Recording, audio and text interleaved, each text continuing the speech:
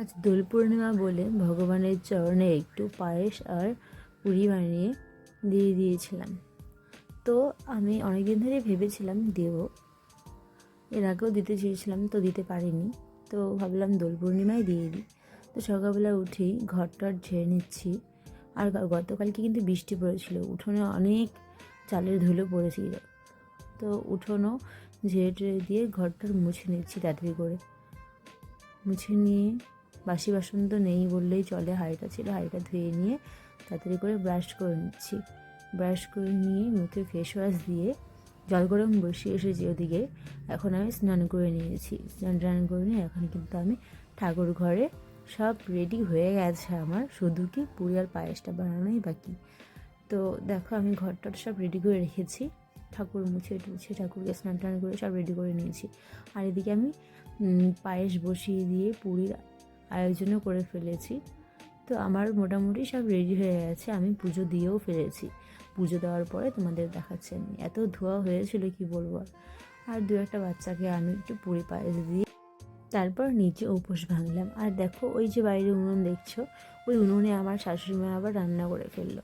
কারণ আমি এদিকে গ্যাস নিয়ে ভগবানের জন্য পুরি পায়েস বানাচ্ছিলাম, তখন আমার শাশুড়ি মা আবার টুক করে ওইদিকে রান্না করে নিল। যাই হোক, আমার রান্নার কাজটা অনেক এগিয়ে গেল। আর দেখো ঠাকুরের বাসনগুলো আমি ধুয়ে রেখে দিয়েছি যাতে শুকিয়ে যায়, শুকনোর উপরে উঠিয়ে দেবো। আর পুরি আর পায়েস খেয়ে না মুখটা অনেক মিষ্টি লাগছিলো, তো অল্প একটু তরকারি দিয়ে দুটো পুরি খেয়ে নিচ্ছি। আর দেখো মেয়েকে স্নান করিয়ে কিন্তু আমি খাওয়া দাওয়া করিয়ে নিয়েছি।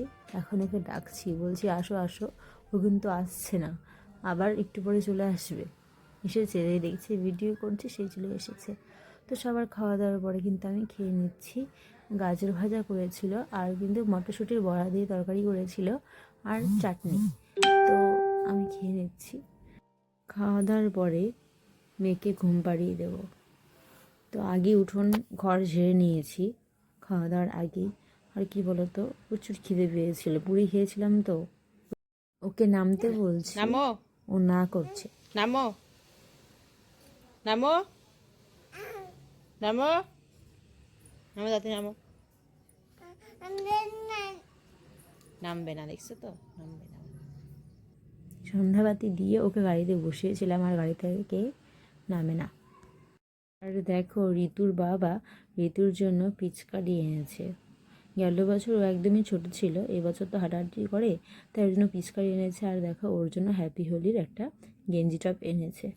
আমার জন্য কিছুই আনে নাই, কী আর করবো। তো দেখো পুজো টুজো দিয়ে কিন্তু আমি আর আমার মেয়ে আলতা পরে নিয়েছিলাম। আমি পুজোর আগেই পরেছিলাম, তো মেয়েকে পরে পরিয়েছিলাম। আজকের জন্য এ পর্যন্ত টাটা, গুড নাইট। বন্ধু, তোমার সাথে ভালো থেকো, আর লাইক কমেন্ট সাবস্ক্রাইব করতে একদমই ভুলবে না।